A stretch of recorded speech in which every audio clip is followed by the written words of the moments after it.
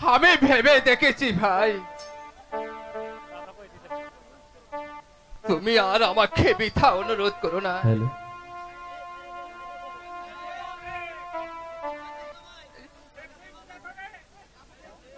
না ভাই, আমার কিছু খেতে ইচ্ছে করে না, আমার কাউকে দেখতে ইচ্ছে করে না। তোমার কাছে একটি অনুরোধ করে যাচ্ছি, তোমাদের বাচ্চা যেন অন্যায় ভাবে আমার মাকে চিনে না রে, অন্যায় ভাবে চিনে না রে। কোথায় জল্লাদ? হয়তো শাহী দরবার হতে ডাক পড়েছে, না জানি কোন মায়ের শিশু সন্তানকে হত্যা করতে হবে। আমাকে কিসের জন্য আদেশ করেছেন মহারাজ? উজির সাহেব, আপনার মৃত্যুর জন্য প্রস্তুত হন। ভাই জল্লাদ, আমি মৃত্যুর জন্য প্রস্তুত। হ্যাঁ হ্যাঁ, আপনার মৃত্যুর জন্য প্রস্তুত হন। ভাই, আমি মৃত্যুর জন্য প্রস্তুত। মেরো নামে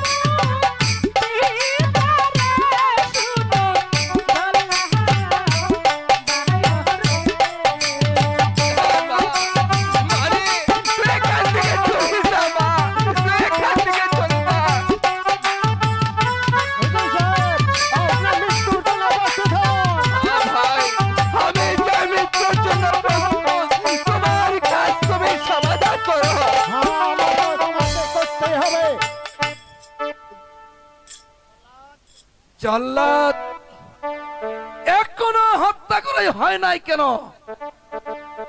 ইয়া অপরাধ করছে চিন্তা গো ও রাজন বলা দেনা মাহারে গো শুনেন বাসা বাছা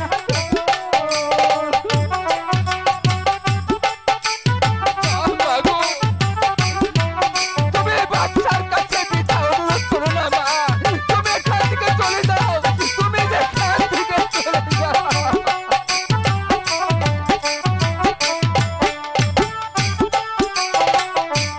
হাতে দড়ি পায়ে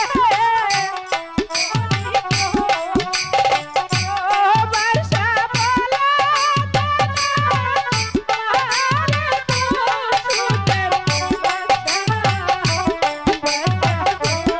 মাগো তুমি বাচ্চার বাছন্দ বাচ্চার কাছে তুমি পায়ে ধরো না মা, তুমি পায়ে ধরো না। যাও মা, তুমি এখান থেকে চলে যাও মা, এখান থেকে চলে যাও।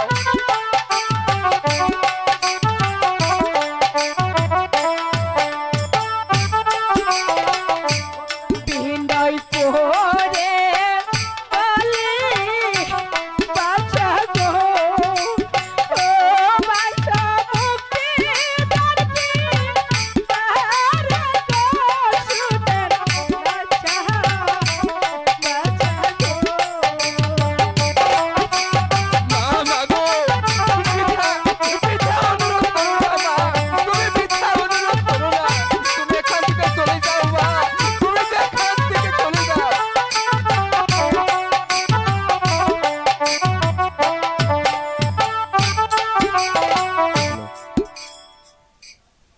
শোনো শোনো মা রূপবান, তুমি যদি আমার ওই 12 দিন ছেলে রহিমকে স্বামী বিলে গ্রহণ করো, তাহলে তোমার পিতাকে আমি মুক্তি দিব, নচেত দিব না। না মা, তুই কখনো রাজি হসনি মা, এই অন্যায় আবদার তুই কখনো মেনে নিসনি। কি হলো কি হলো মা, তুমি এখনো কেন চুপ করে রলে? আমি রাজি, আমি রাজি বাচ্চা, আমি রাজি।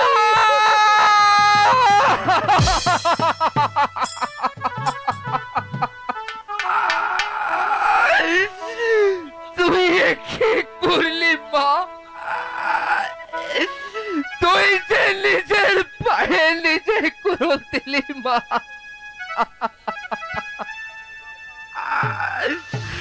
বাবা গো, এছাড়া যাবার কোনো উপায় ছিল না আব্বা। না মা, মাগো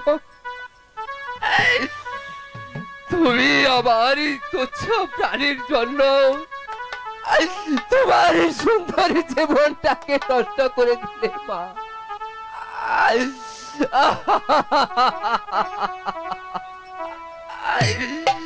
যে এখন নগরবাসী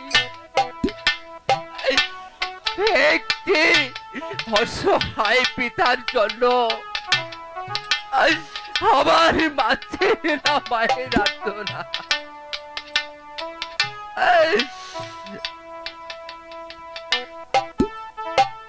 ভাই উজির, আর দুঃখ করে কোনো লাভ নেই, চলুন আমরা বিবাহর আয়োজন করি গিয়ে। আমার আমার আমার আনন্দ, আমার আনন্দ যে আমার আনন্দ যে ওই নদীর চুতে ফেটে গেছে যাব না।